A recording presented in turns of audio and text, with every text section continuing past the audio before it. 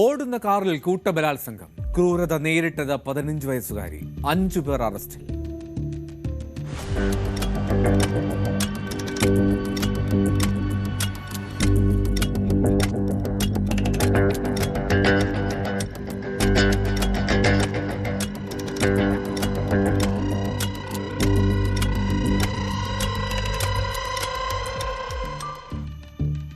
അസമിലെ ഗുവാഹത്തിയിൽ നിന്നാണ് ഈ വാർത്ത. ബിശ്വനാഥ് ജില്ലയിൽ അവിടെയാണ് നാടിനെ നടുക്കിയ ഈ സംഭവം നടന്നത്. ഈ കാറിന്റെ ഒരു സാഹചര്യമൊക്കെ കണ്ട് സംശയം തോന്നിയ നാട്ടുകാർ ആ വാഹനം തടഞ്ഞു നിർത്തി. അങ്ങനെയാണ് ആ പെൺകുട്ടിയെ ആ കാറിൽ നിന്നും രക്ഷപ്പെടുത്തിയത്. പെൺകുട്ടിയെ അർദ്ധനഗ്നയായ നിലയിലാണ് അവർ കണ്ടെത്തുന്നത് പോലും.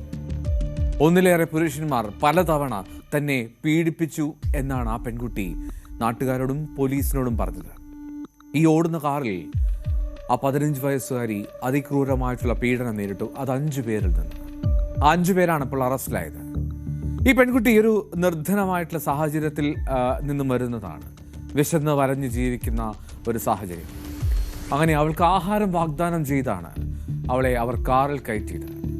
പിന്നീട് അവളെ കൂട്ടബലാത്സംഗത്തിന് ഇരയാക്കിയെന്ന് ആ പെൺകുട്ടി തന്നെ സമ്മതിക്കുന്നു.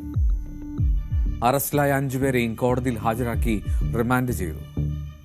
പീഡനത്തിന് ഉപയോഗിച്ച ആ വാഹനം പിടിച്ചെടുത്തുവെന്ന് ബിശ്വനാഥ് അഡീഷണൽ പോലീസ് സൂപ്രണ്ടും വ്യക്തമാക്കിയിട്ടുണ്ട്. പോക്സോ നിയമപ്രകാരം കേസ് രജിസ്റ്റർ ചെയ്തു. ഒപ്പം തട്ടിക്കൊണ്ടുപോകൽ, കൂട്ടബലാത്സംഗം എന്നീ വകുപ്പുകൾ. ഇനി ഞെട്ടിക്കുന്ന ഒരു കാര്യം ഈ പെൺകുട്ടി പോലീസിനോട് പറഞ്ഞത്, ഈ പിടിക്കപ്പെടുമ്പോൾ അല്ലെങ്കിൽ നാട്ടുകാർ ചേർന്ന് ഇവളെ കാറിൽ നിന്നും രക്ഷപ്പെടുത്തുമ്പോൾ അത് ആദ്യം സംഭവിച്ച കാര്യമല്ല.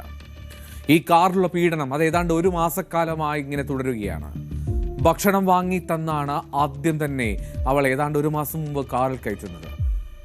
അങ്ങനെ ആ പീഡനത്തിൻ്റെ ഒരു പരമ്പര ഈ കൊടും ക്രിമിനലുകൾ തുടർന്നുകൊണ്ടേയിരിക്കുകയായിരുന്നു.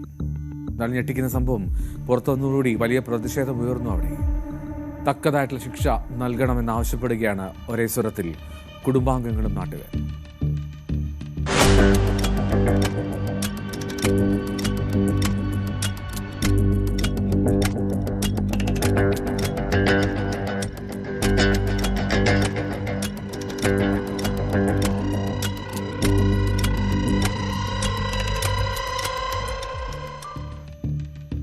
കർശനമായിട്ടുള്ള നിയമവ്യവസ്ഥകൾ ഉണ്ടായിട്ടും നമ്മുടെ രാജ്യത്ത് ഇത്തരം കൂട്ടബലാത്സംഗങ്ങൾ ഇങ്ങനെ വർദ്ധിക്കുന്നത് എന്തുകൊണ്ടായിരിക്കാം? ഒരുപക്ഷെ ആ നിയമത്തെക്കുറിച്ചുള്ള അജ്ഞത കൊണ്ടാണ്, അല്ലെങ്കിൽ നിയമ സംവിധാനത്തിൽ ഉള്ള ഭയം അത് കുറവായതുകൊണ്ട്.